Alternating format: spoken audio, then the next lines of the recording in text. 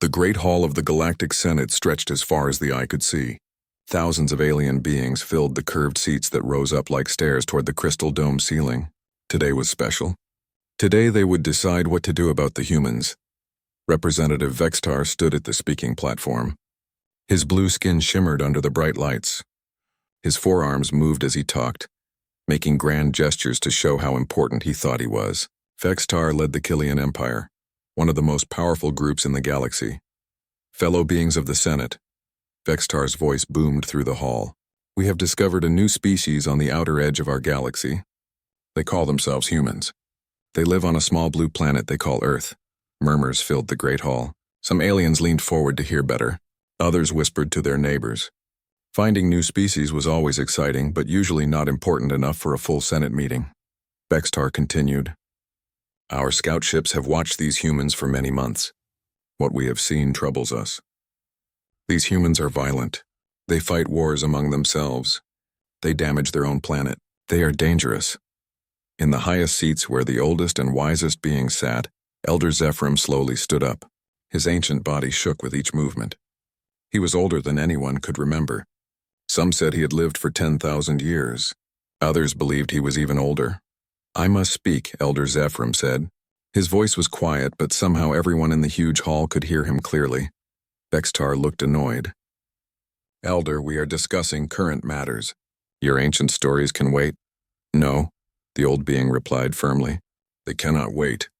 I have read the old records, the records from before our time, before any of our civilizations existed. There are warnings about a species like these humans. The hall grew quiet.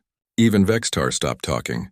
Everyone knew that Elder Zephyrim kept the Void Archives, the oldest library in the galaxy. If anyone knew ancient secrets, it was him. Elder Zephyrim's voice grew stronger as he spoke. The Old Ones, the first civilization in our galaxy, left detailed warnings. They wrote about a species they called the Unconquerable Ones. These beings looked exactly like these humans. 2 arms, 2 legs, hair on their heads. Old stories, Vextar interrupted. Myths and legends.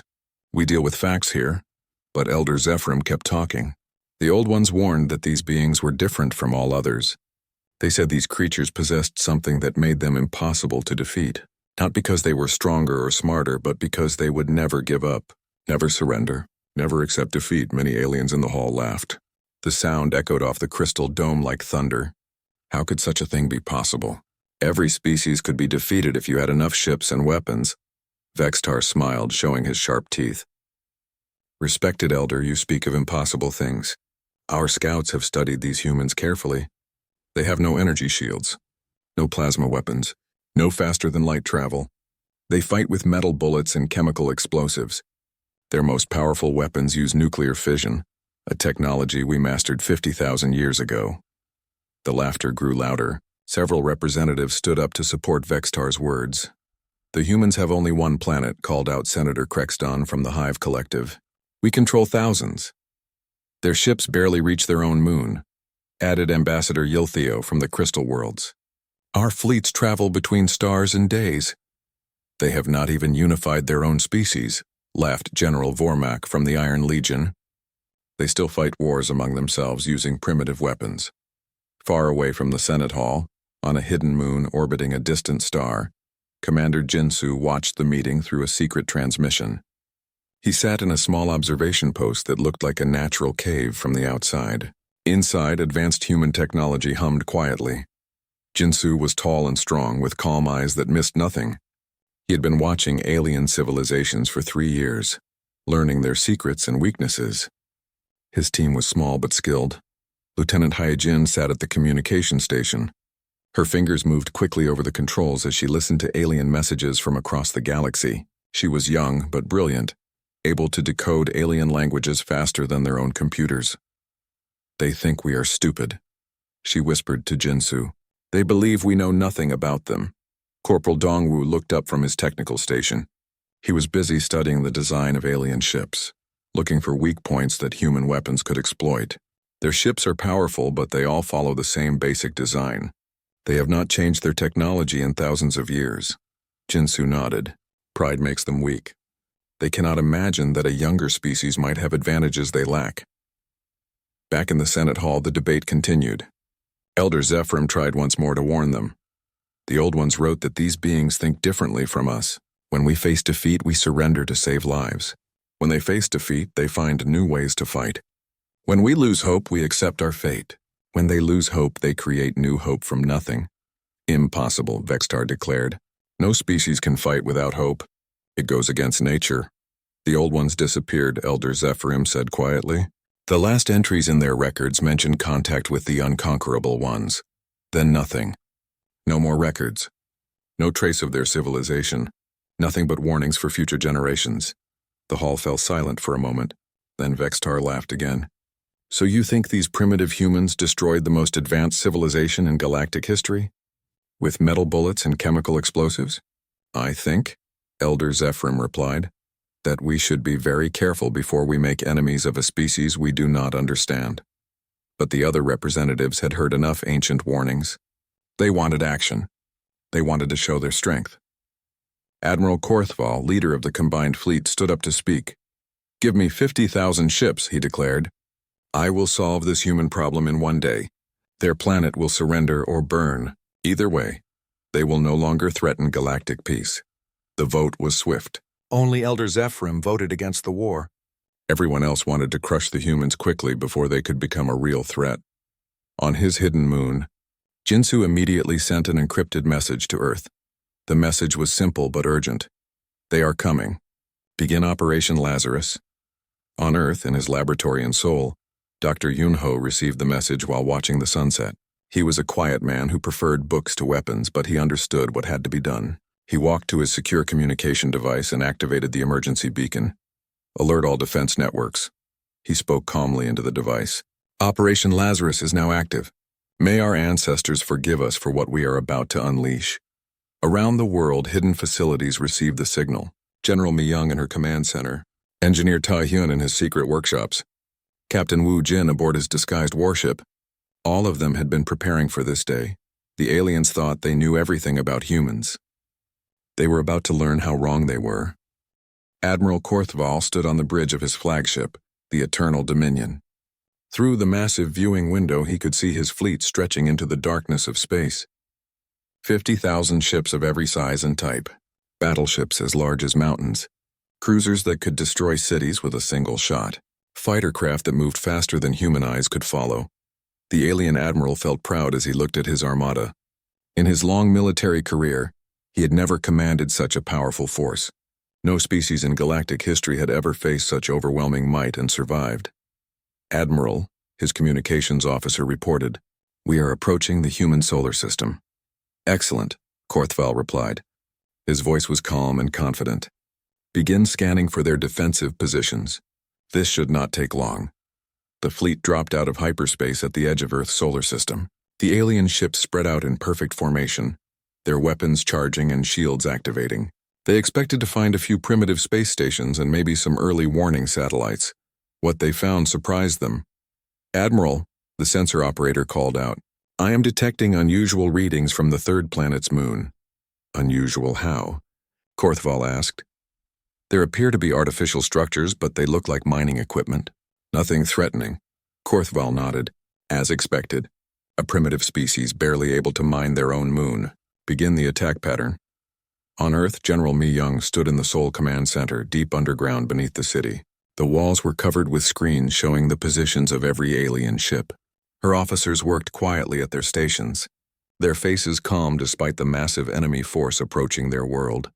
"Sir," Lieutenant Kyung-ho reported from his communication station, "the alien fleet is broadcasting a surrender demand on all frequencies." General Mi Young had fought in many battles during her career. She had seen war at its worst and knew the terrible cost of conflict, but she also knew that some things were worth fighting for, no matter the odds. "What are their terms?" she asked. "Complete surrender within 6 hours.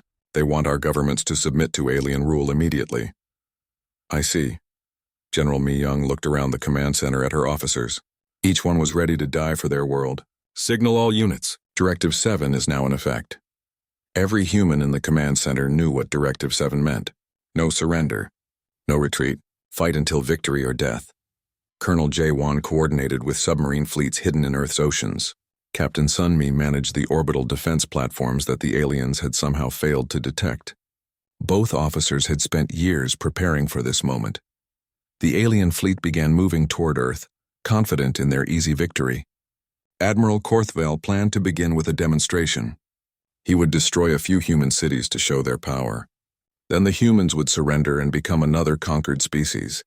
But as the alien vanguard approached Earth's moon, something unexpected happened. What the aliens had dismissed as mining equipment suddenly came to life. The innocent-looking structures opened up to reveal massive weapons. Railguns, carefully hidden and disguised, began firing metal projectiles at incredible speed. The first alien ships to die never knew what hit them. The railgun projectiles moved so fast they punched through energy shields like they were not there. Alien cruisers exploded in brilliant flashes of light as their power cores were breached. "Impossible!" Korthval shouted as he watched his ships being destroyed. "How can primitive kinetic weapons penetrate our shields?" His science officer checked the readings twice before answering. "Admiral, those projectiles are moving at nearly 10% of light speed. At that velocity, our shields are useless." But the hidden moon bases were only the beginning of the humans' surprises. Captain Wu Jin commanded a ship that should not have existed according to alien intelligence.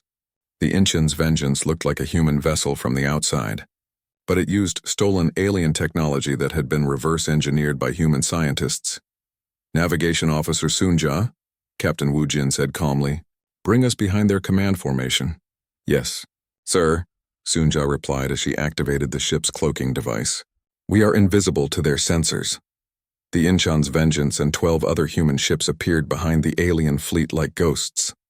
They had been waiting in the asteroid belt, hidden among the rocks and ice.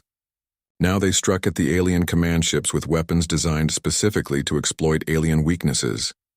Weapons specialist Chang Min fired a spread of torpedoes at the nearest alien battleship. Each torpedo contained not explosives but a computer virus designed to take control of alien ship systems. "Direct hit," Chang Min reported. "The virus is spreading through their network." Within minutes, the alien battleship turned its weapons on its own fleet. Other infected ships began firing randomly or shutting down completely. The alien formation fell into chaos as ships collided with each other, or drifted helplessly. Admiral Korthval tried to restore order to his fleet, but the humans had more surprises waiting. From Earth's oceans, submarines launched missiles that broke through the atmosphere and struck alien ships in orbit. These were not ordinary missiles, but weapons that had been designed using 3 years of careful study of alien technology. Captain Sunmi's orbital platforms revealed themselves for the first time. What had appeared to be space debris were actually hidden weapon stations. They opened fire with plasma cannons that used the aliens' own technology against them. "Sir," Sunmi reported to General Mi Young, "our weapons are more effective than predicted.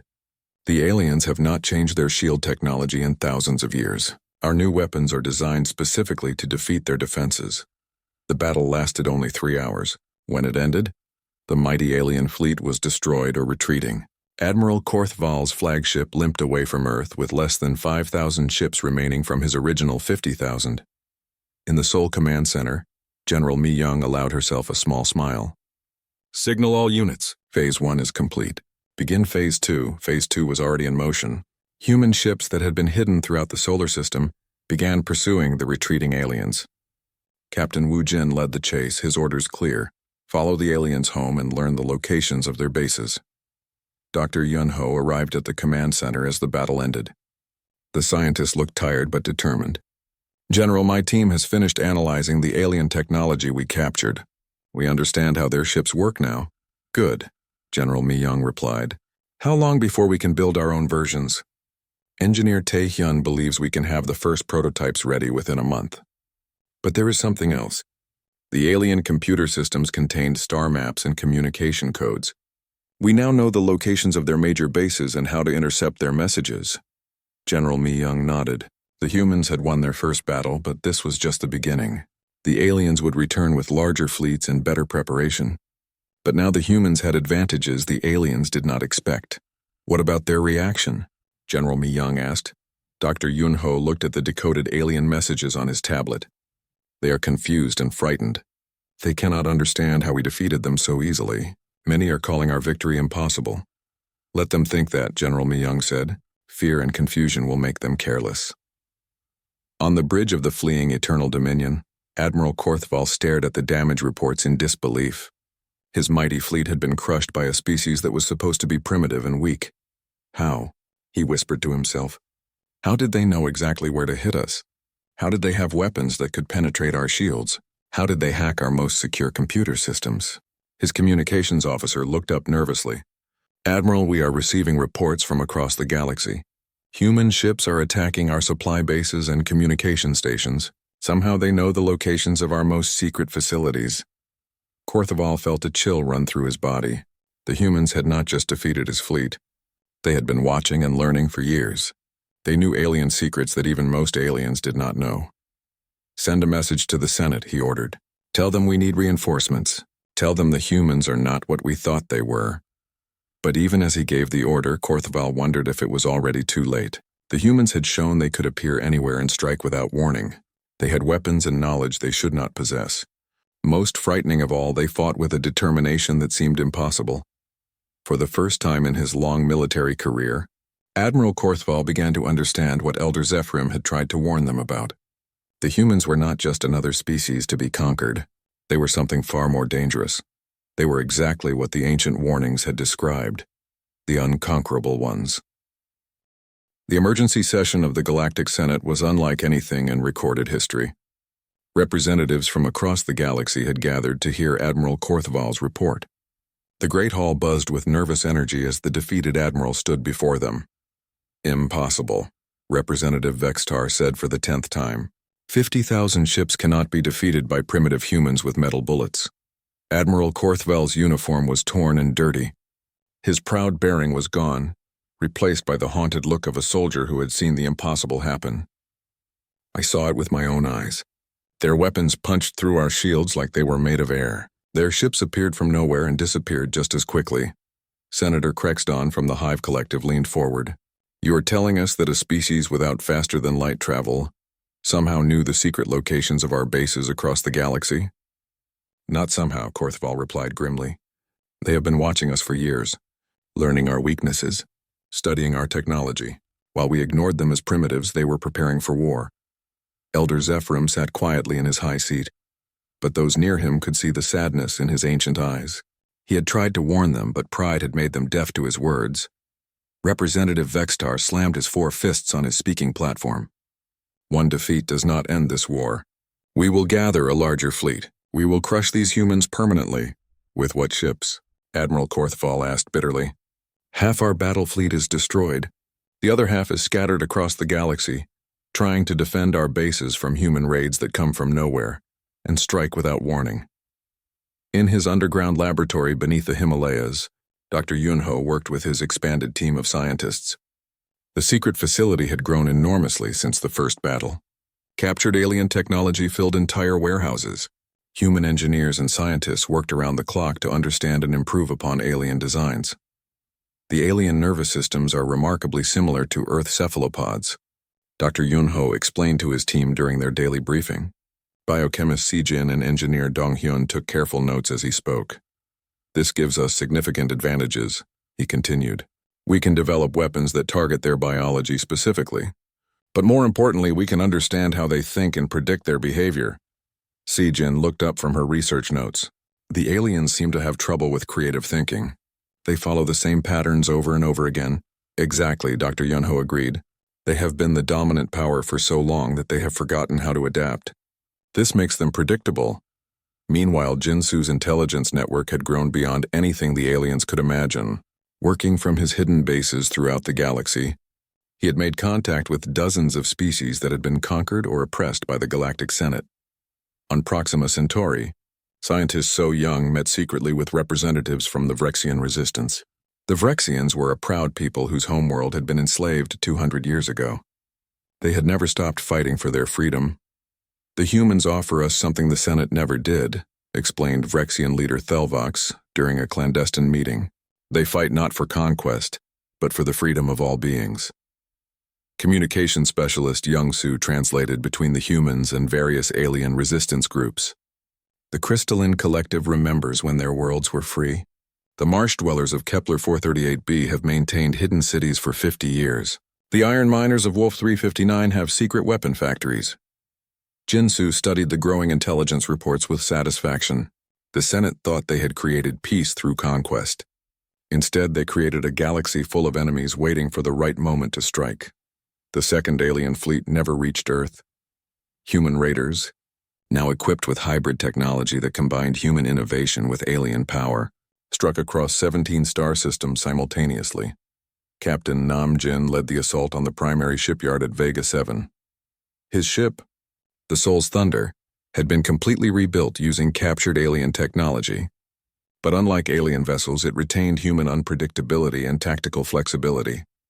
Target the construction bays first, Nam Jin ordered his crew. We destroy their ability to build new ships. The raid was swift and devastating. 3 years' worth of warship construction was destroyed in a single hour. But more importantly, the attack freed 12,000 alien slaves who had been forced to work in the shipyards. "Commander," reported his tactical officer, "the freed prisoners are asking to join our fleet." Nam Jin nodded. This was part of the human strategy that the aliens still did not understand. Every world the humans liberated became stronger, not weaker. Every freed slave became a willing ally. On the mining world of Kepler 442b, Colonel Jae-won coordinated the liberation of an entire planet. The aliens had used the world as a source of rare metals for 1,000 years, working the native population as slaves. "The mine overseers have surrendered," reported his second-in-command. "The native Kefari are celebrating in the streets." "Good," Jae-won replied. "Begin Phase 2. Help them establish their own government and defense force." This was what made the human approach different. When aliens conquered a world, they took everything of value and left the population weak and dependent. When humans liberated a world, they helped it become strong and independent. The third major alien fleet, commanded by Admiral Vrethnak, finally reached the Sol system after weeks of delays caused by human raids. The Admiral was confident that his force of 100,000 ships would be enough to crush human resistance. Instead, he found Earth protected by a coalition fleet that included captured alien vessels crewed by human marines and their new alien allies. The humans had not just survived the war, they had turned it into a liberation campaign that was spreading across the galaxy. "Impossible," Vrethnak muttered, as his sensors showed the defensive formation. "Those are our own ships fighting alongside human vessels." His communications officer looked up nervously. "Admiral, we are receiving surrender demands from the human fleet." "Surrender demands?" Vrethnak laughed bitterly. "They want us to surrender?" The human message was broadcast on all frequencies. General Mi-young's voice was calm and steady as she spoke. "Admiral Vrethnak, you have entered the Sol system with hostile intent. You have 1 hour to withdraw your fleet or face the consequences. This is your only warning." Vrethnak ordered his fleet to attack, confident that superior numbers would bring victory. He was wrong. The battle lasted 3 days and ended with the complete destruction of the alien fleet. Human tactics had evolved since the first battle. They now fought with a coordination and flexibility that the aliens could not match. Captain Sunmi commanded a squadron of hybrid vessels that used both human and alien technology. Her ships could cloak like human vessels but also use alien energy weapons and shields. "Execute attack pattern Delta," she ordered. "Focus fire on their command ships." The alien fleet fought bravely, but they were outmatched by an enemy that understood their technology better than they did. Human engineers had improved upon alien designs, removing weaknesses and adding new capabilities. Captain Wu Jin led the pursuit of fleeing alien ships, but his orders had changed. Instead of simply chasing them away, he was now authorized to offer them a choice: join the human coalition or face continued attacks. "This is Captain Wu Jin of the Human Liberation Fleet," he broadcast to the retreating aliens. "Any ship that wishes to defect will be granted safe passage and protection. Any ship that continues to serve the oppressive Senate will be considered a legitimate target." To the amazement of many human officers, several alien ships immediately surrendered and asked to join the human fleet. These were crews that had grown tired of fighting for a cause they no longer believed in. Dr. Yunho's research had yielded unexpected results. Instead of developing weapons of mass destruction, his team had created medical technologies that could cure diseases that had plagued alien species for generations. We could use biological weapons to wipe out entire alien populations, he explained to General Mi Young during a secure briefing. But that would make us no better than the Senate. Instead, we offer healing to those who join us. This became humanity's greatest weapon. Hope. Every species that joined the human coalition discovered that they were treated as equals, not as conquered subjects. Their cultures were respected, their needs were met, and their freedom was protected.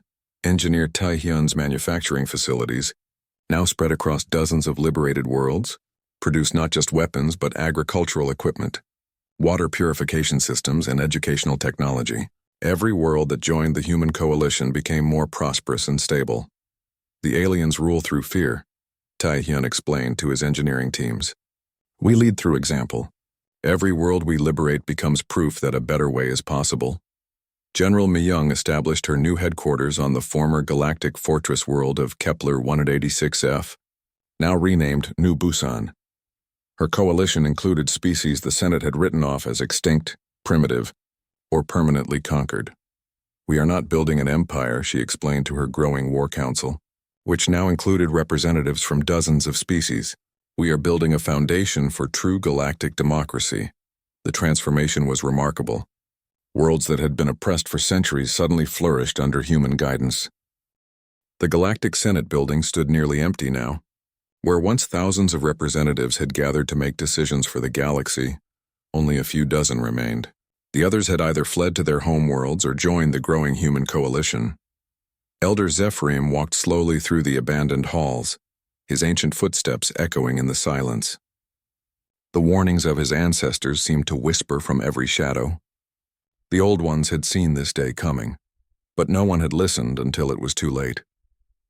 Representative Vextar paced frantically in his private chamber, trying to contact what remained of the Senate's military forces. Reports flooded in from across the galaxy, each one worse than the last. World after world was declaring independence. Fleet after fleet was either destroyed or defecting to the human cause. How can this be happening? He demanded of his aide. We ruled this galaxy for 10,000 years. How can it all fall apart in just months? His aide, a nervous creature from the outer colonies, trembled as he delivered the latest reports. Sir, the humans have liberated the Vrexian homeworld. The entire crystalline collective has joined their coalition. Even some of our own core worlds are considering rebellion. Vextar slammed his fists against the wall. Impossible. Our core worlds have been loyal for millennia. Sir, the aide continued reluctantly, the humans are not conquering these worlds. They are liberating them. They offer medical aid, technology, and most importantly, freedom. Many of our subject species had forgotten what freedom meant until the humans reminded them. Colonel Jae-won stood on the liberated world of Kepler 442b, watching former slaves work alongside human engineers to build new cities. The transformation was remarkable. In just 3 months, the mining world had become a thriving center of commerce and culture. Commander, reported rebellion leader Inho, a former slave who now commanded his own ship, we have received requests for assistance from 17 more worlds. The revolution is spreading faster than we anticipated. Strategic Coordinator Ye Jin reviewed the tactical reports at a nearby planning table. The Senate's control is collapsing everywhere. They built their empire on fear and oppression. Once that fear was broken, their power evaporated. Jae-won nodded as he watched children playing in parks that had been built where slave barracks once stood. This is why we fight. Not for conquest, but for moments like this. Dr. Yunho's medical teams had become legendary throughout the galaxy. His research had produced cures for diseases that had been considered incurable for thousands of years. More importantly, he offered these cures freely to any world that asked, regardless of their political allegiance. The Zelthrian plague has been eliminated from their homeworld, reported Dr. Ji-woo, his research partner during their daily briefing. That disease has killed millions over the past century. The entire Zelthrian species is now allied with our coalition. Good, Dr. Yunho replied as he reviewed the latest medical data. Healing brings more lasting peace than conquest ever could. The alien hospital ship Mercy of the Stars had been captured 6 months ago. Now it served as Dr. Yunho's mobile medical center, bringing healing to worlds throughout the galaxy. The irony was not lost on him. A ship designed to treat wounded alien soldiers now saved the lives of those fighting for freedom. Engineer Tae-hyun's industrial revolution was transforming the galaxy. His factories, built on liberated worlds, produced not weapons of war but tools of peace. Agricultural equipment that could feed entire planets. Water purification systems that made desert worlds habitable.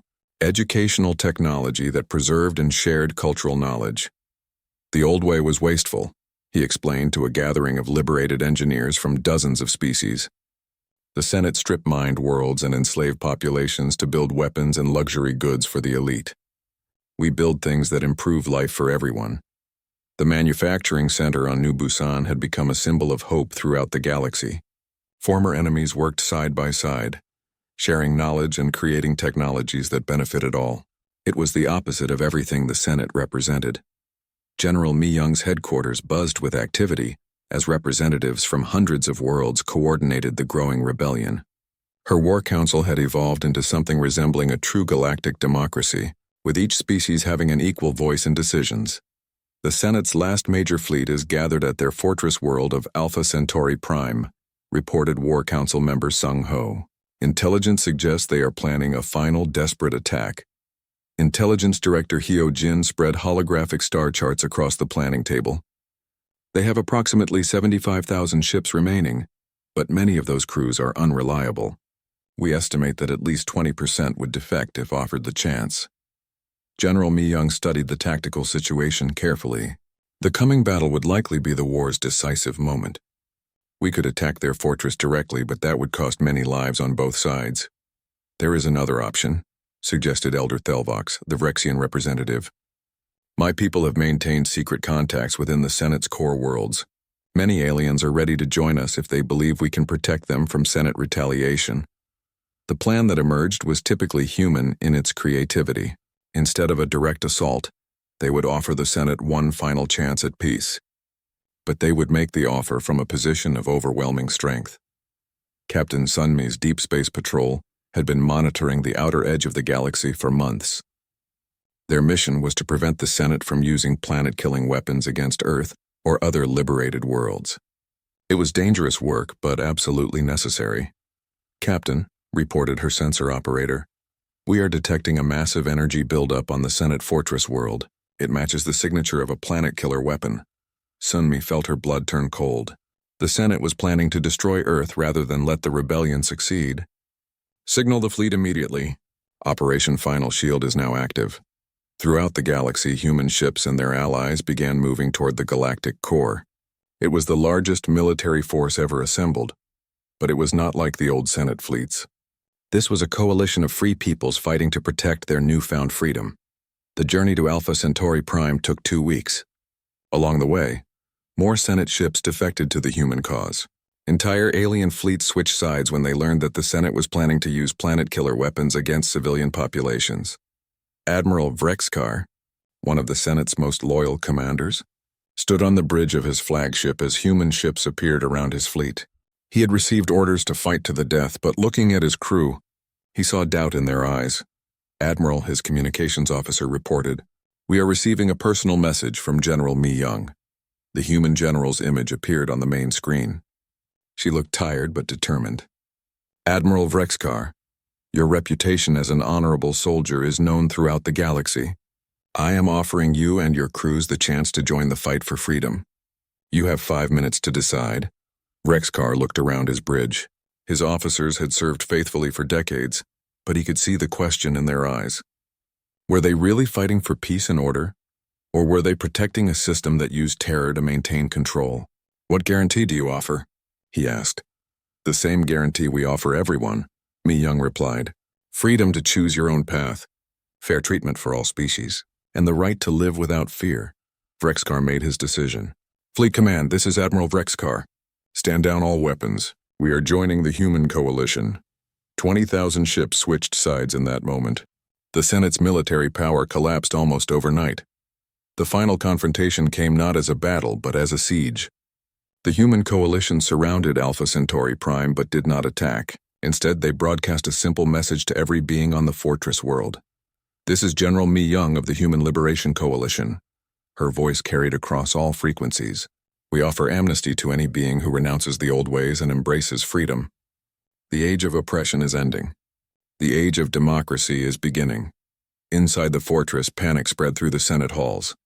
Representatives who had ruled worlds now found themselves prisoners in their own stronghold.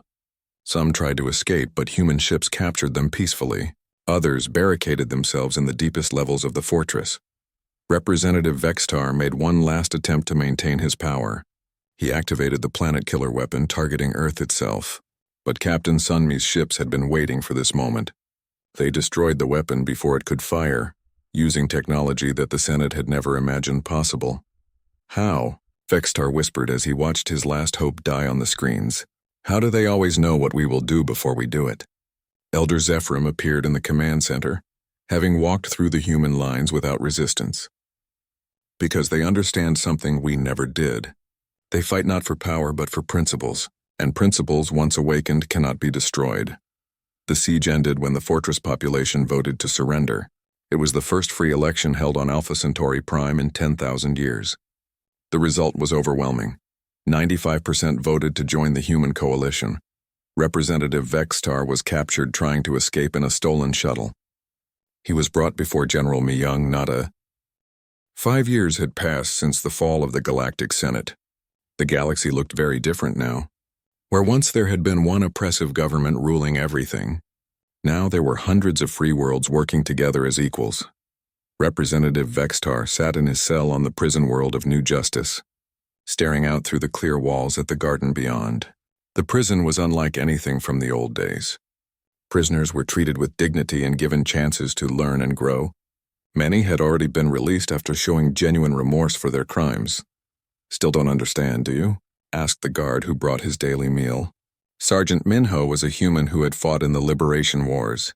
Despite everything Vextar had done, the sergeant treated him with professional respect. I understand that you won, Vextar replied bitterly. I understand that my empire is gone. No, said Corporal Yunji, the other guard on duty.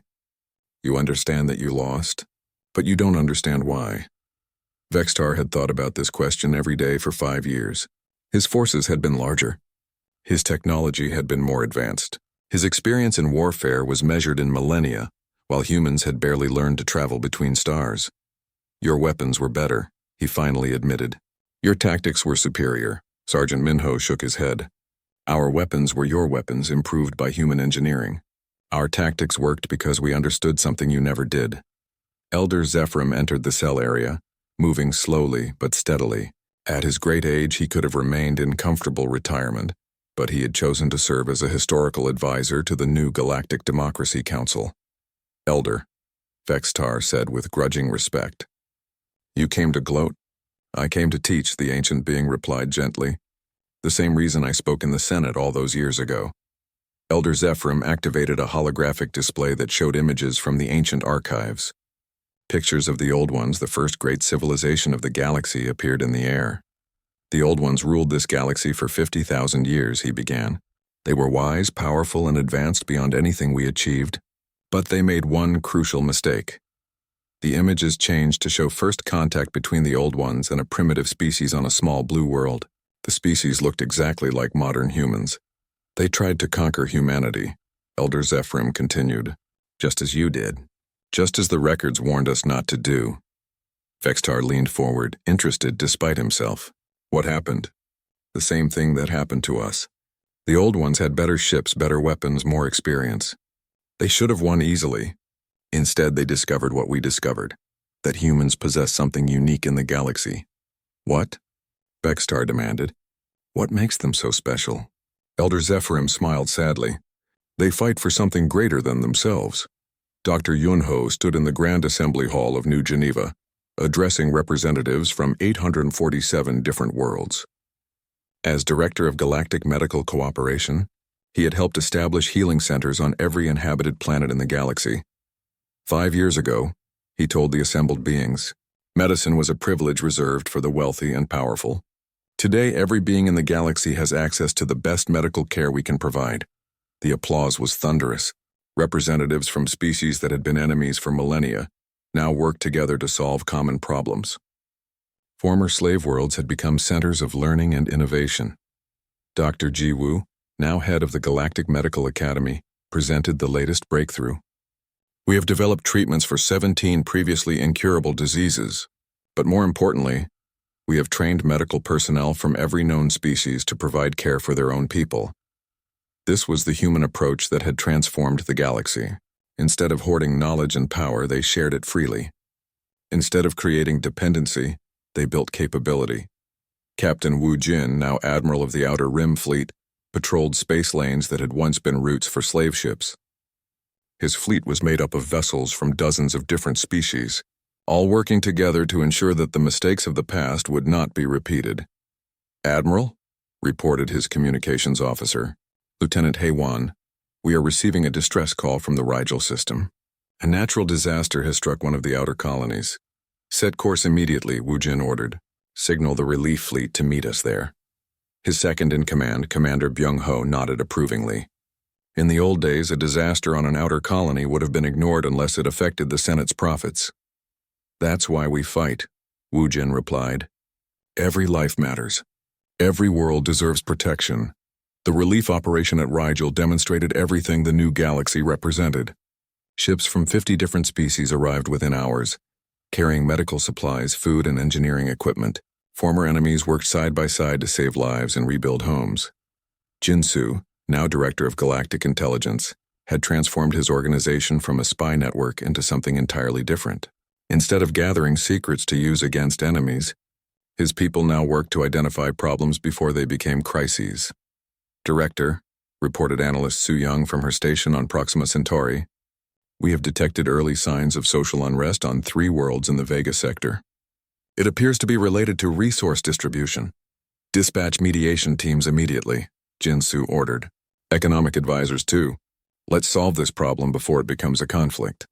This was another human innovation that had revolutionized galactic civilization. Instead of waiting for problems to explode into wars, they addressed the root causes of conflict through communication and cooperation. The new constitution, drafted by legal scholar Hyun Woo and reviewed by representatives from every known species, was elegant in its simplicity. The document contained thousands of pages detailing the structure of government and the rights of citizens. But it was based on one fundamental principle: no being shall be subject to the will of another without freely given consent. "It seems so simple," observed Chancellor Meltara of the Crystal Worlds during a constitutional review meeting. "Yet it changes everything," Hyunwoo nodded. "Simple principles often have profound effects. The old Senate ruled through fear and force. We govern through consent and cooperation." The transformation was visible everywhere. Worlds that had been strip-mined for resources were being restored to health. Species that had been enslaved for generations were rediscovering their cultural heritage. Technologies that had been restricted to the elite were now available to anyone who needed them. General Mi Young, now president of the Galactic Democracy Council, addressed the 5th anniversary celebration from the steps of the memorial to the liberated. Behind her stood monuments honoring every species that had suffered under Senate rule. 5 years ago, she told the massive crowd, we fought a war that many said was impossible to win. We faced an enemy with superior numbers, superior technology, and thousands of years of experience, but we had something they did not understand. The crowd included beings from every corner of the galaxy. Former slaves stood next to former masters, all united in their commitment to freedom and democracy. We had hope, General Mi Young continued. Not hope for easy victory, but hope for a better future. Hope that all beings could live in freedom and dignity. Hope that former enemies could become partners in building something greater than any of us could achieve alone. In his prison cell, Vextar watched the celebration on his wall screen. For the first time in 5 years, he was beginning to understand what Elder Zephyrim had tried to tell him.